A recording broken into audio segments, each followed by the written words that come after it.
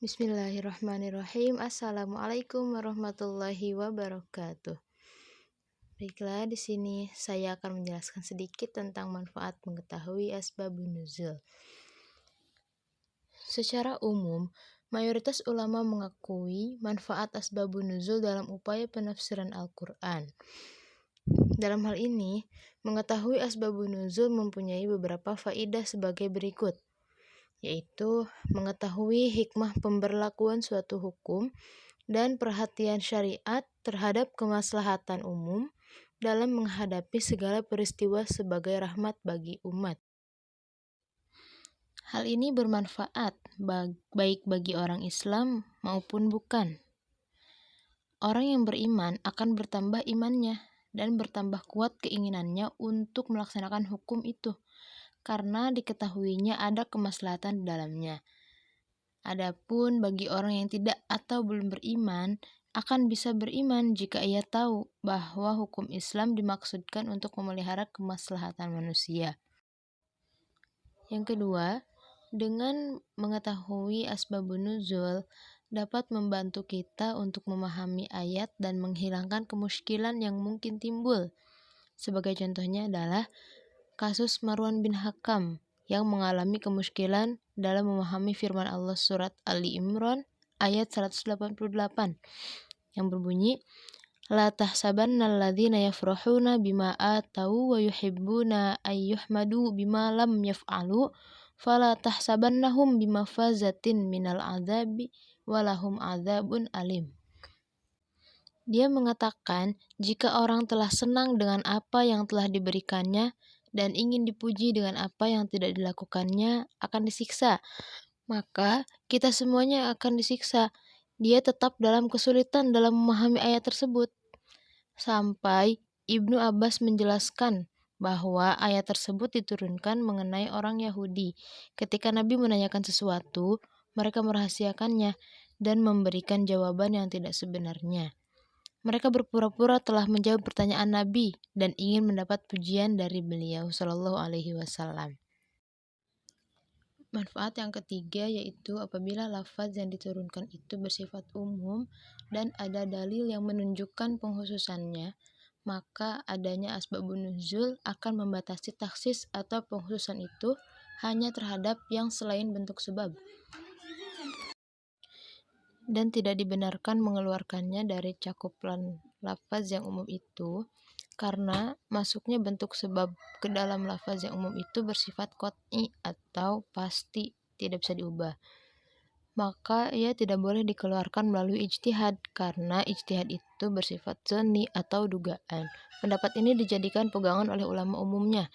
Contoh yang demikian digambarkan dalam firman Allah Subhanahu wa taala dalam Al-Qur'an surat An-Nur ayat 23 sampai 26, yang artinya sesungguhnya orang-orang yang menuduh wanita-wanita yang baik yang lengah lagi beriman atau berbuat zina, mereka kena laknat di dunia dan di akhirat. Dan bagi mereka azab yang besar pada hari ketika lidah, tangan dan kaki mereka menjadi saksi atas mereka terhadap apa yang dahulu mereka kerjakan. Di hari itu Allah Subhanahu wa taala akan memberi mereka balasan yang setimpal menurut semestinya.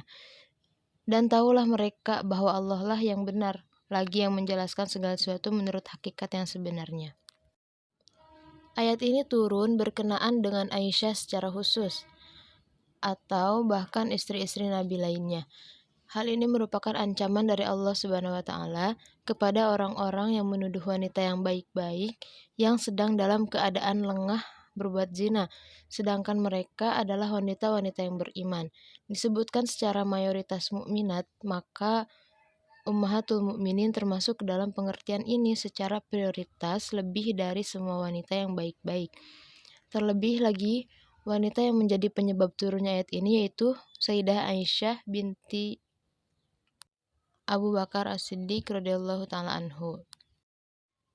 Para ulama telah sepakat secara bulat bahwa orang yang mencaci Sayyidah Aisyah sesudah peristiwa turunnya ayat ini lalu menuduhnya berbuat zina sesudah ada keterangan dari Al-Quran yang membersihkan kehormatan dirinya, maka orang tersebut adalah kafir karena menentang Al-Quran.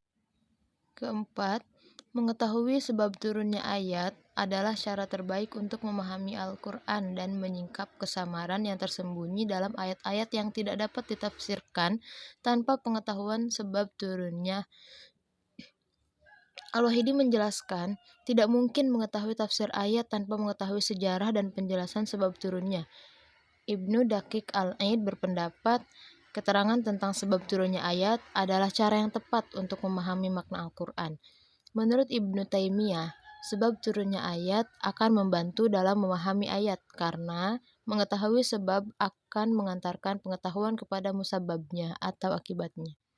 Kelima, mengetahui asbabun nuzul adalah cara yang paling kuat dan paling baik dalam memahami pengertian ayat, sehingga para sahabat yang paling mengetahui tentang sebab-sebab turunnya ayat lebih didahulukan pendapatnya tentang pengertian dari satu ayat dibandingkan dengan pendapat sahabat yang tidak mengetahui sebab-sebab turunnya ayat itu.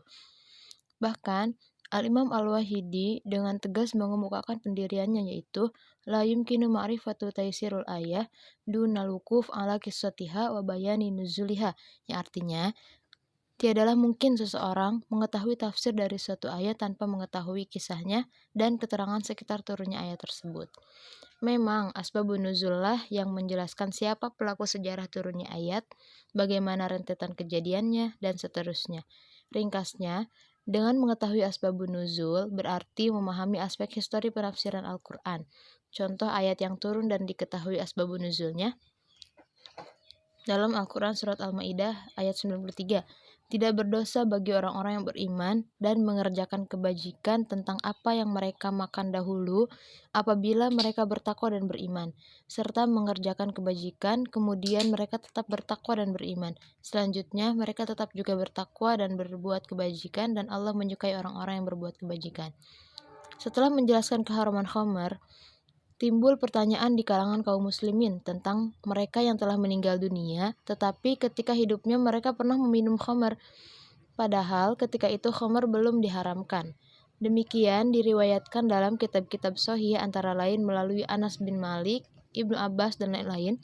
Dengan sangat serasi, ayat di atas berhubungan dengan ayat yang lalu sekaligus menjawab pertanyaan yang muncul dengan menegaskan bahwa tidak ada dosa bagi orang-orang yang beriman dengan iman yang benar dan mengerjakan amal soleh, yakni yang bermanfaat dan sesuai dengan nilai-nilai ilahi.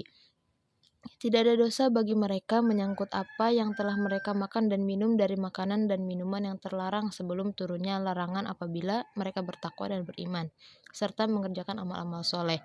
Kemudian, walau berlalu masa yang panjang, mereka tetap bertakwa dan beriman. Kemudian mereka tetap juga bertakwa dan berbuat kebajikan, dan Allah menyukai al-muhsinin, yakni orang-orang yang mantap upayanya berbuat kebajikan. Tanpa mengetahui sebab nuzulnya atau sebab ayat ini telah disalahpahami oleh mereka yang hanya memandang kepada redaksinya. Ini karena redaksinya seakan-akan menoleransi makanan dan minuman terlarang selama yang meminumnya tetap beriman dan bertakwa. Padahal, bukan makna tersebut yang dimaksud. Ayat ini merupakan salah satu contoh yang menunjukkan betapa pentingnya pengetahuan tentang sebab nuzul ayat. Mungkin hanya ini yang dapat saya sampaikan mengenai faidah mengetahui asbabun nuzul. Akhir kata saya ucapkan terima kasih atas perhatiannya. Wassalamualaikum warahmatullahi wabarakatuh.